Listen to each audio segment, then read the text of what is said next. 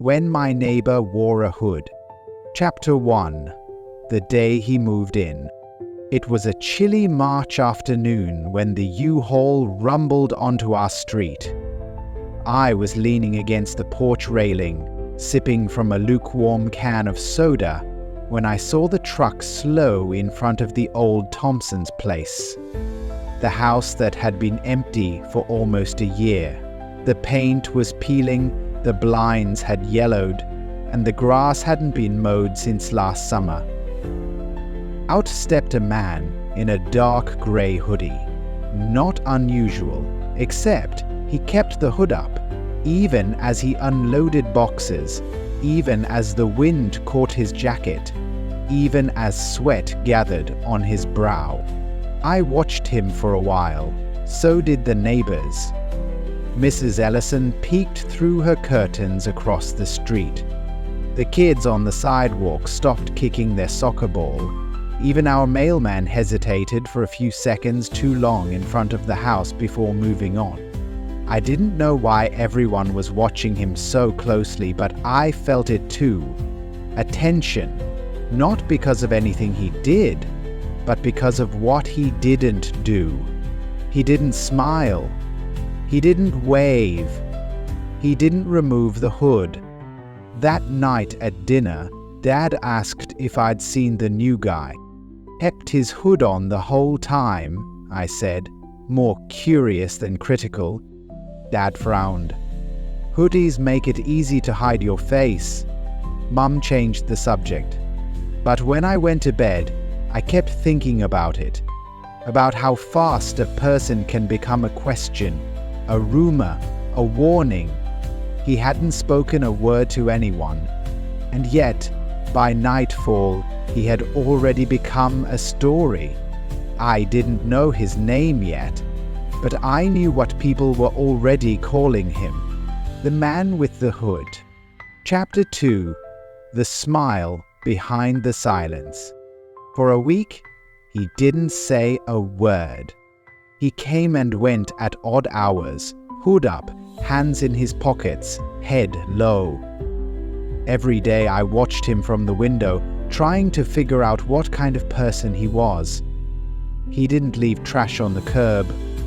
He didn't play loud music. He didn't look anyone in the eye. He also didn't cause any trouble. Still, people talked. Mrs. Ellison said he was up to something. The Donovans swore they saw him pacing in the backyard at midnight. Even my dad started locking our doors earlier, like the very presence of someone unknown made us suddenly unsafe. But then something shifted. It was a Saturday morning. I was biking back from the park when I saw him kneeling on his driveway, struggling to assemble a piece of furniture. Some kind of shelf or grill, maybe. The instruction manual flapped in the breeze. I could have kept going, but I stopped. "Need help?" I asked, not really expecting a response. He looked up. Slowly, his hood was still up, but his face turned toward me, and that's when I saw it. He smiled.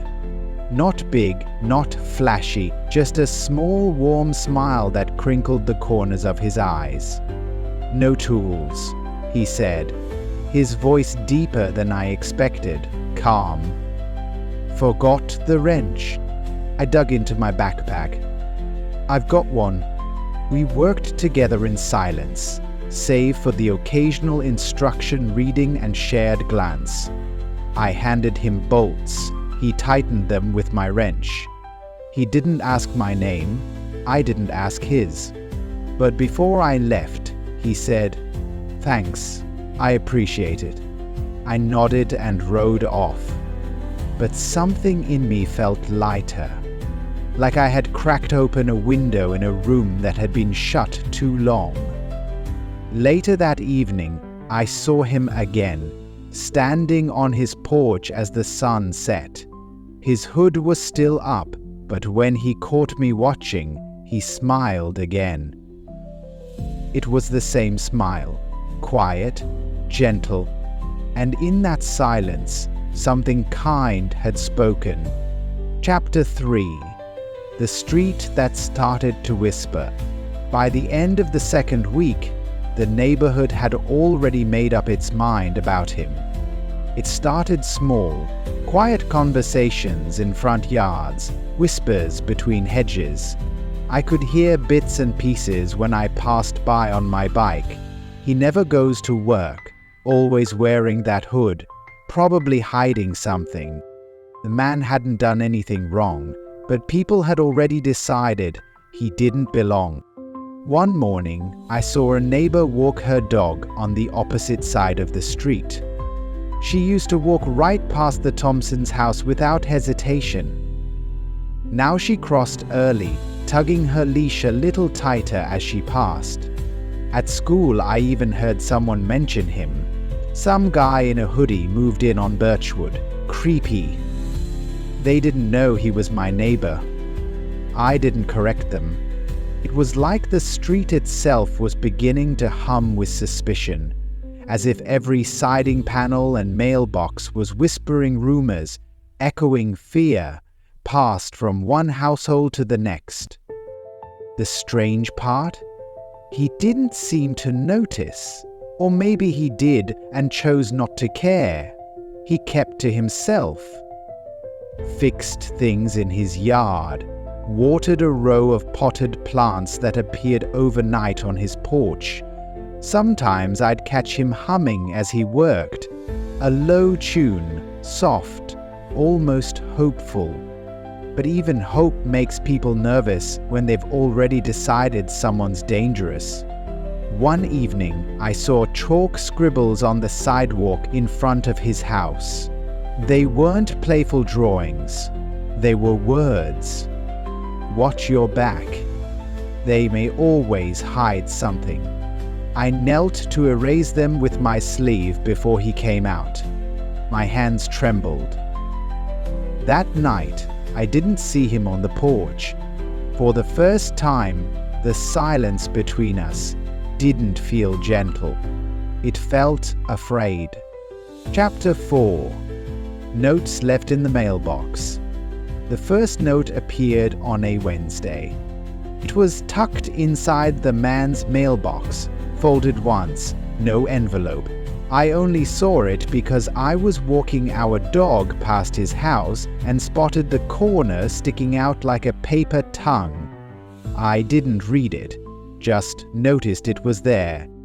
The next day there was another one. Then another.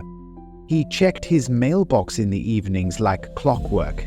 Each time, he'd open it slowly, take the paper without reaction, and slip it into his hoodie pocket.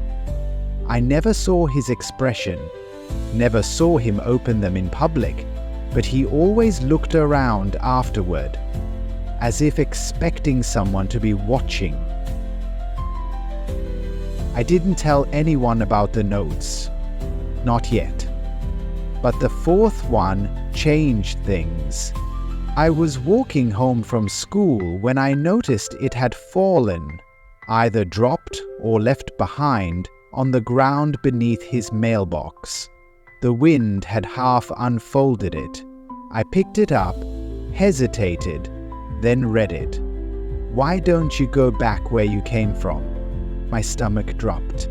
I looked around, but no one else was on the street. Just trimmed hedges and blinds that moved slightly, as if someone had just stepped away. I stood there for a long time, holding that note in my hand. My fingers curled around the edges until they crumpled.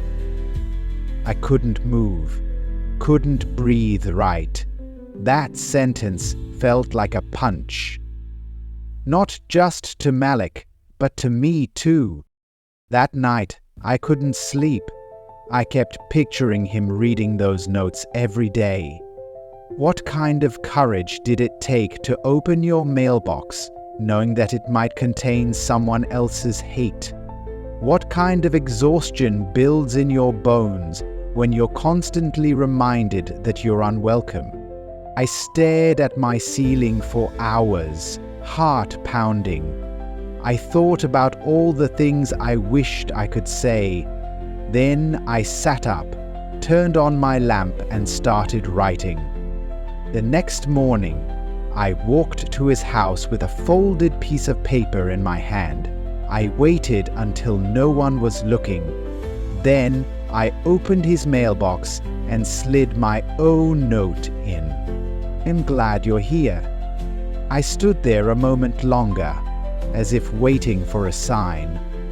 Then I turned to go, but before I stepped off his porch, I noticed something new.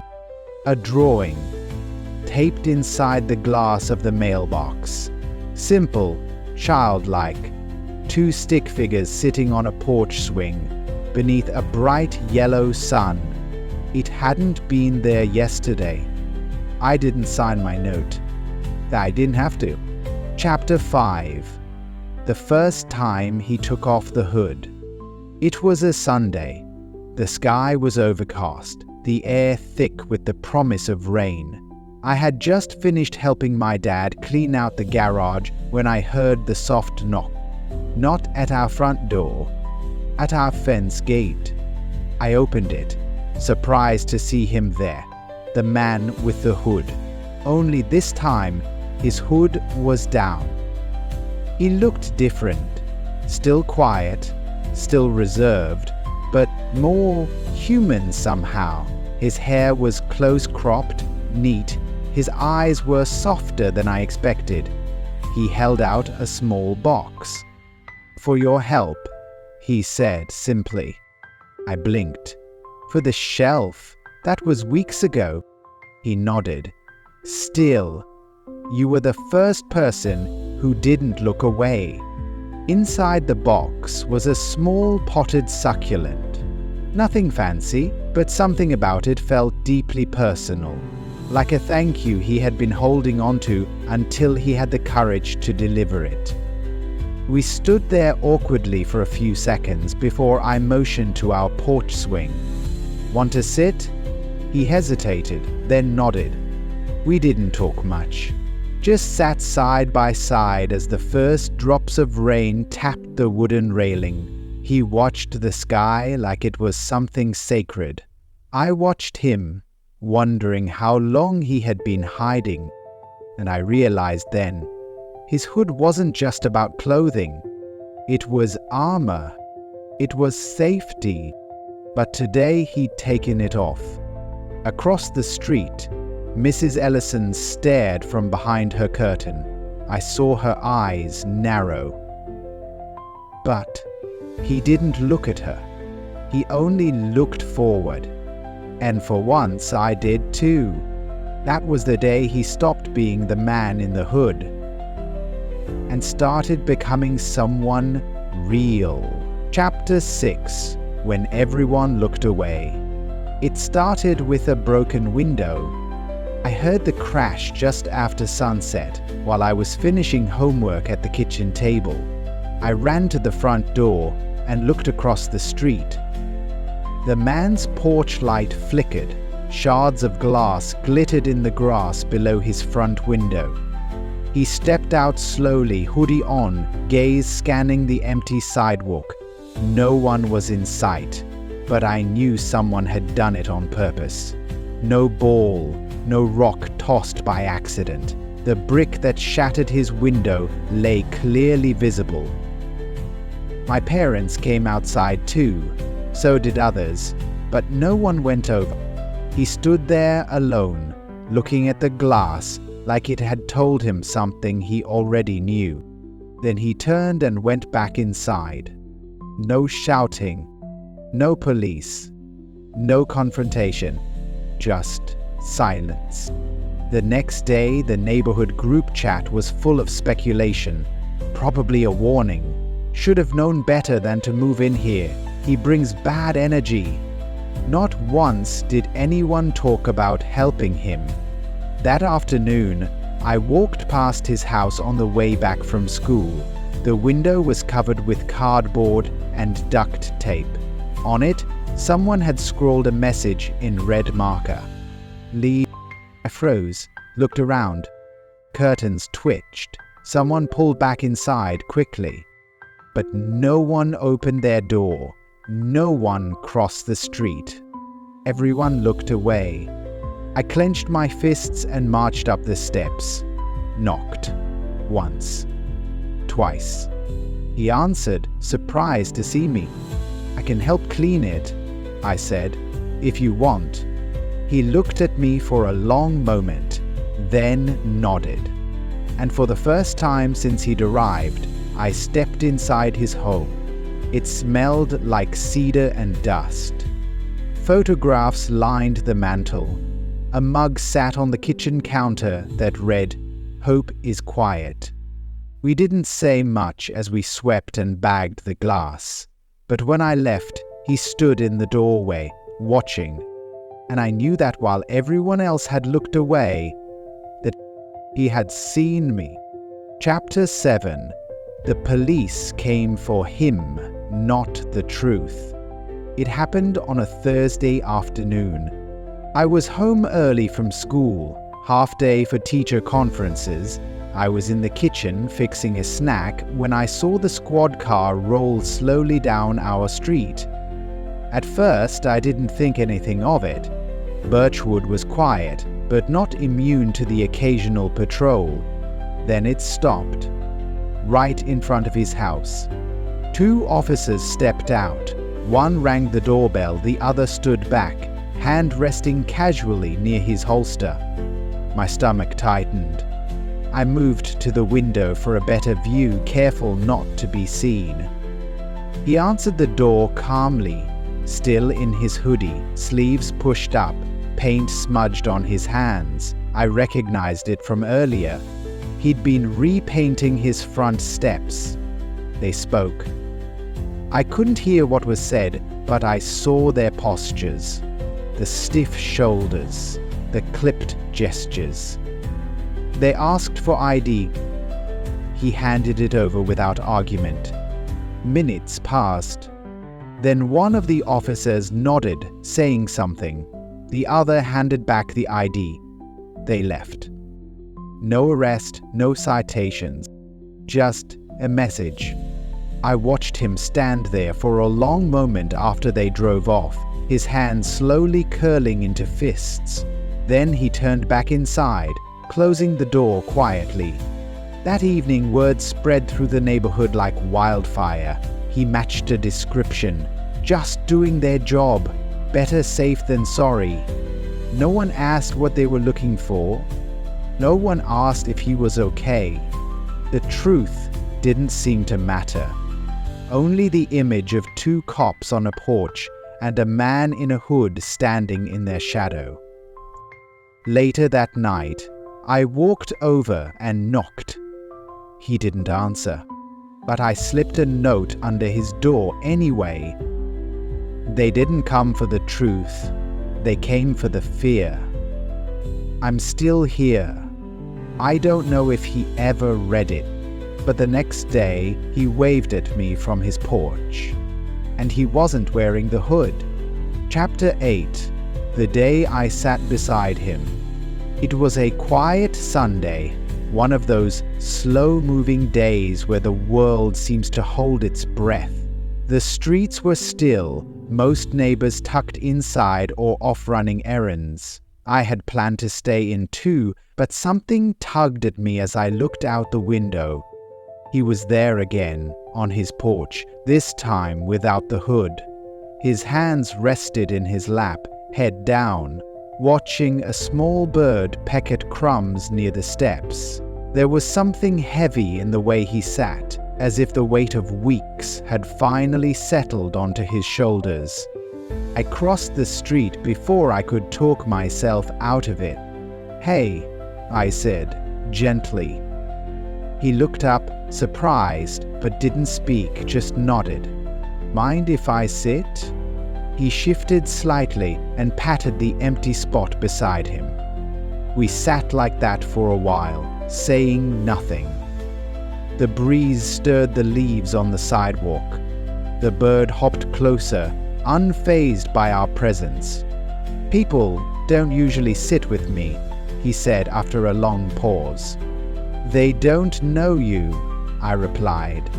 He gave a soft chuckle. They don't want to. I looked at him. I do. He turned his head, studied me. Why? Because I think being a stranger shouldn't last forever. He didn't smile, but the corners of his eyes softened. He told me his name was Malik. We talked about music, books, the neighborhood. He mentioned he liked painting, landscapes mostly. He used to have a studio before things changed. He didn't say how, but I could tell it still hurt. When I left, he said, "Thanks for sitting. Most people look past me." I looked at him and said, "I see you." It was the first time his eyes truly met mine, and they didn't look away. Chapter 9. What I heard through the wall. It was past midnight when I first heard it.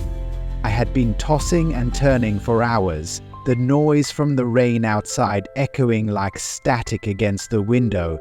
I wasn't sure what woke me exactly, but once I was up, I heard it clear as anything.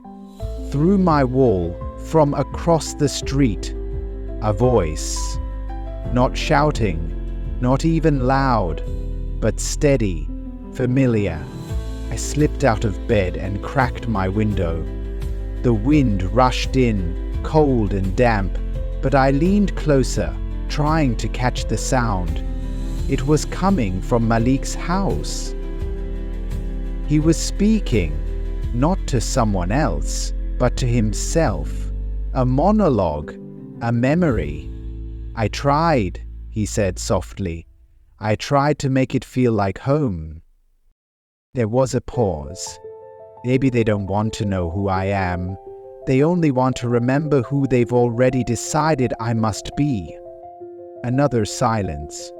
Then something that made my heart catch in my throat.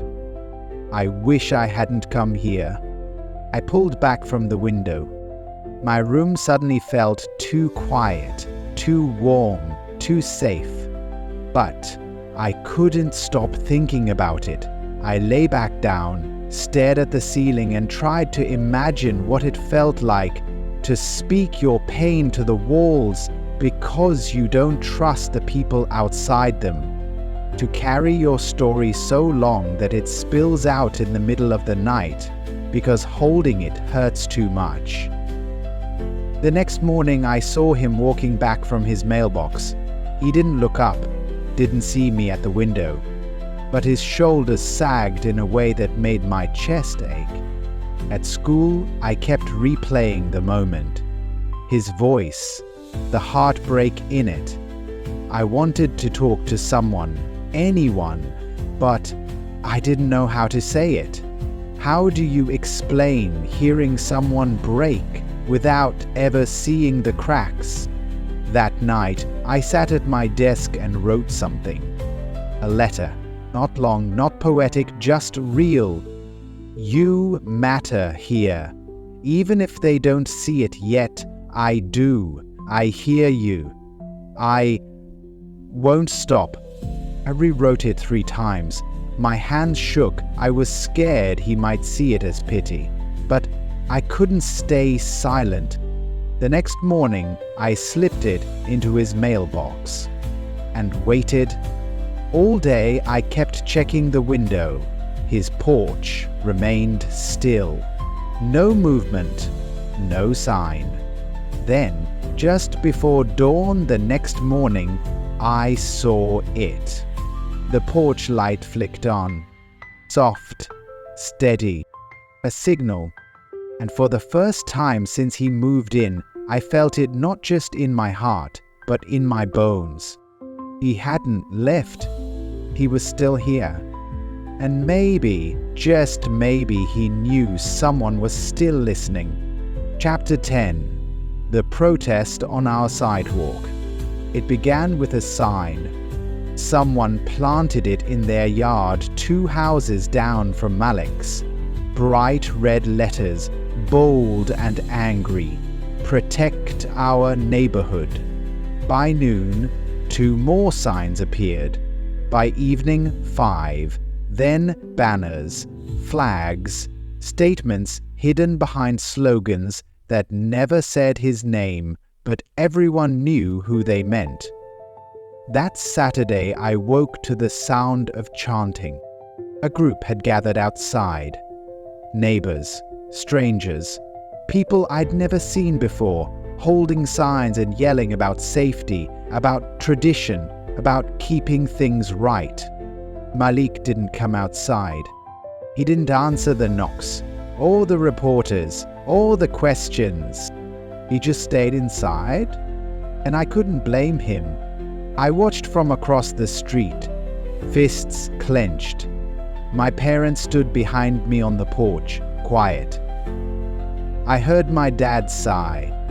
"Henry doesn't deserve this," I said.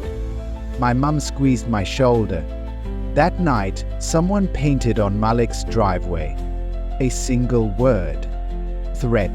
I snuck out with a bucket and scrub brush. I scrubbed until my arms burned, until the paint bled away into pink water and gravel. The next morning the crowd was gone, but the fear wasn't, and neither was the damage. Later that day, I saw Malik open his door. We made eye contact. He nodded, not in thanks, in understanding. The world had come to his door, and now he knew exactly what it thought of him. But I also knew something else. He had seen who stood behind the crowd, and who stood with him.